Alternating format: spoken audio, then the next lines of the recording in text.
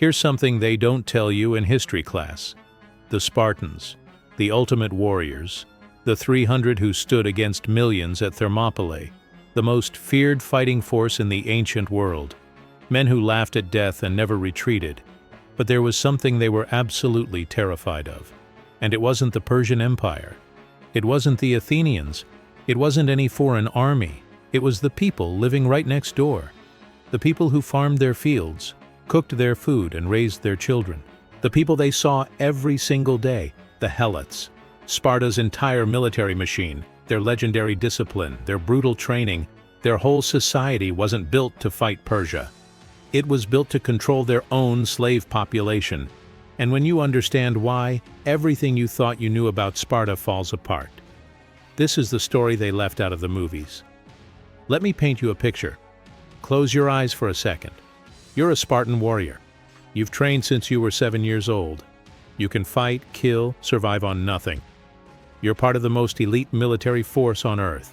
But every night when you go to sleep, you're outnumbered 7-1 by people who hate you. People you've beaten, humiliated, and murdered. People who would cut your throat in a second if they had the chance. That was Sparta. Every single day. Now, most people think they know the Spartans. We've seen the movies, read the graphic novels, heard the stories about warrior culture and never surrendering. And yeah, all that's true. But here's what they don't show you. Sparta wasn't really a warrior society dedicated to honor and glory. It was a police state built on terror.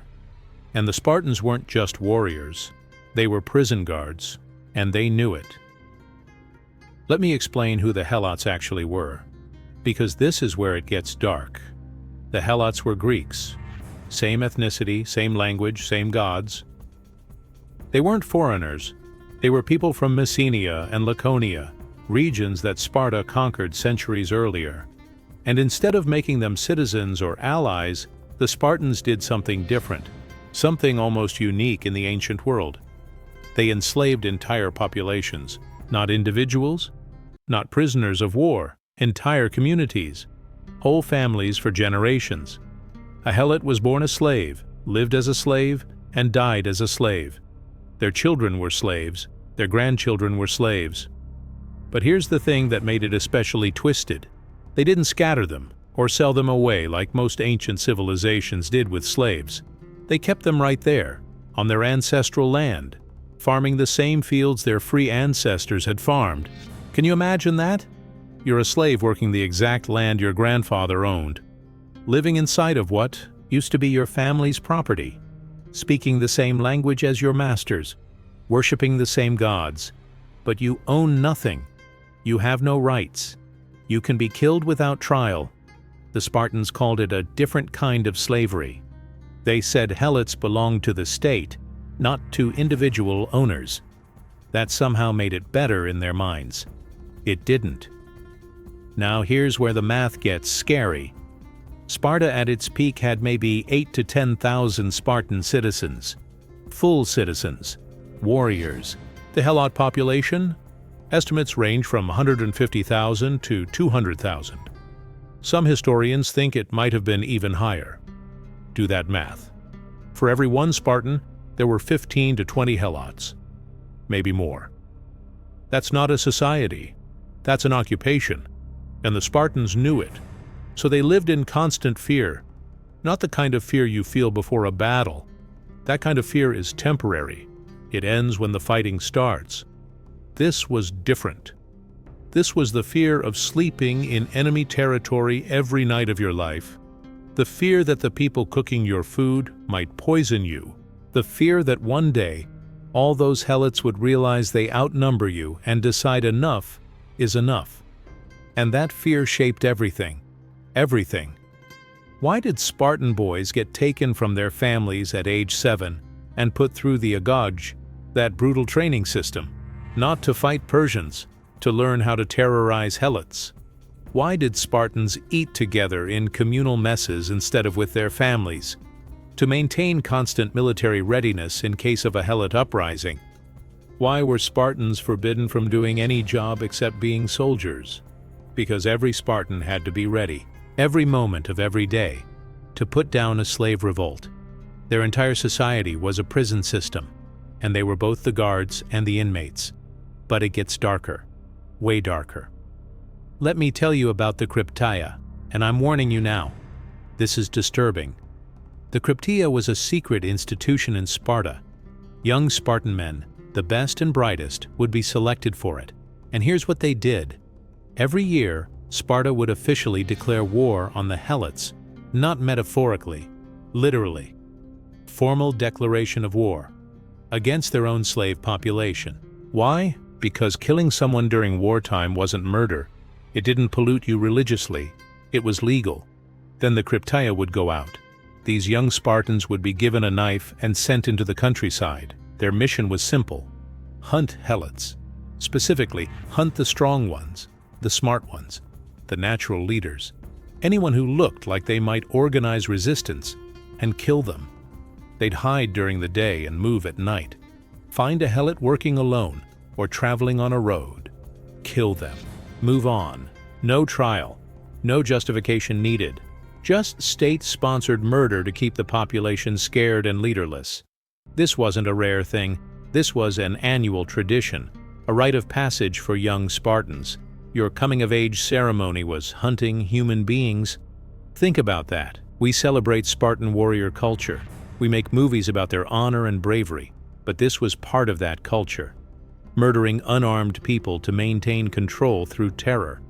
Plutarch, the ancient historian, wrote about this. He was Greek himself, lived centuries after Sparta's peak, but even he was horrified by it. He called it one of the most cruel and shameful things the Spartans ever did. And the Spartans?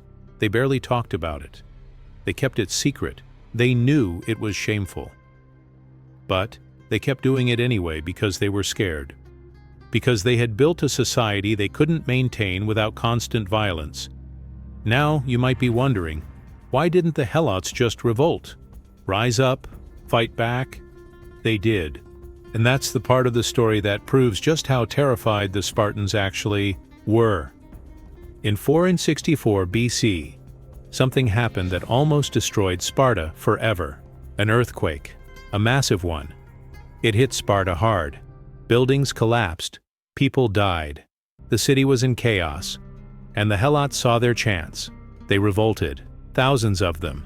They armed themselves, organized, and fought back. They fortified Mount Ithome in Messenia and held out for years. Years. Against the greatest military force in Greece. The Spartans couldn't beat them. They actually had to ask Athens for help. Athens, their rival. That's how desperate they were. Think about what that means. Sparta, the military superpower, couldn't defeat their own slaves in open combat. They needed foreign help to win a civil war. Eventually, they did put it down, but it took years of brutal fighting. And after that, Sparta was never the same. They became even more paranoid, even more brutal, even more militarized. Some Helots who fought in that revolt were eventually allowed to leave rather than be slaughtered. The Spartans were so afraid of them that they preferred to let them go than risk another revolt. That's not strength, that's fear. And this fear influenced everything Sparta did on the international stage. Every foreign policy decision, every military campaign, every alliance. When Persia invaded Greece, Sparta hesitated. When Athens was building an empire, Sparta stayed home. When other Greek cities asked for help, Sparta often refused. Why? Because they couldn't leave. They couldn't send their whole army away. They needed troops at home to watch the Helots, always.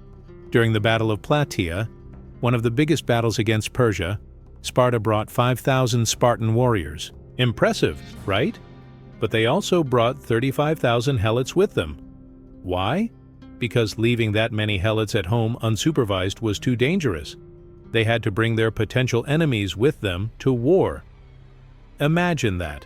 Imagine being so afraid of your own population that you can't even leave them behind when you go fight someone else. The Persians never occupied Sparta, never burned their city, never enslaved their people. But the Persians were a distant threat, a manageable threat, something you could fight and defeat. The Helots were an existential threat, permanent, inescapable. They were inside the gates. They were in your home. They were everywhere. And there were so many of them. You can defeat an army. You can't defeat demographics. And here's the tragic irony. The thing that made Sparta legendary, their warrior culture, was the exact thing that guaranteed their decline. Because you can't build a sustainable society on oppression. You can't grow. You can't adapt. You can't thrive when all your energy goes into maintaining control, while Athens was producing philosophy, art, drama, and democracy. Sparta was producing soldiers to guard slaves. While other Greek cities were trading, building, innovating, Sparta was stagnant, frozen, locked in a permanent state of military occupation. Their population declined. Spartan citizens became rarer and rarer. Casualties from war, earthquakes, and their brutal upbringing system meant fewer Spartans every generation. But the Helot population stayed huge. The imbalance got worse. The fear got worse. The brutality got worse. By the time Sparta finally lost its power, it wasn't because they were conquered by a foreign enemy. It was because their whole system collapsed under its own weight. They ran out of Spartans. In 371 BC, Sparta was defeated by Thebes at the Battle of Leuctra. A few years later, Thebes invaded and liberated Messenia. The Helots were freed after more than 3 centuries of slavery.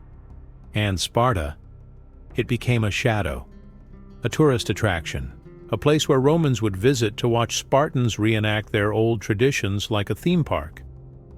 The society that feared its slaves more than its enemies was destroyed by the very system it built. So what's the lesson here? Why does this matter? Because Sparta shows us what happens when a society is built on fear and oppression.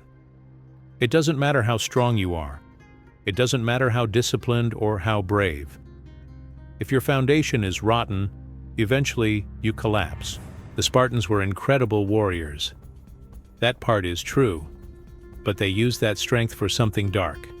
They used it to oppress, to terrorize, to maintain an unjust system, and it consumed them. We celebrate Sparta in movies and books because the warrior imagery is appealing, the idea of ultimate discipline and strength. But we ignore the reality. We ignore the Krypteia. We ignore the Helots. We ignore the fear. And maybe we do that because it's uncomfortable, because it challenges the narrative, because it reminds us that strength without justice is just tyranny. The Spartans didn't fear the Persians because the Persians couldn't destroy them from within. But the Helots could, and eventually, in a way, they did. Every night, the Spartans went to sleep in enemy territory, and they knew it. That's not courage. That's not honor. That's just fear. And in the end, fear lost. If this story changed how you see ancient history, if it made you question what else we've been told about the past, do me a favor. Hit that subscribe button, because there are dozens of stories like this, hidden truths, uncomfortable realities, things they left out of the textbooks and the movies. And I'm going to tell you all of them. Drop a comment right now. Tell me, did you know about the Helots before this video? Did school ever teach you this side of Sparta? Let's talk about it. Because history isn't just about celebrating the past. It's about understanding it. The good, the bad, and the absolutely terrifying. The Spartans feared their slaves more than their enemies. And that one fact tells you everything you need to know about what their society really was. Thanks for watching. See you in the next one.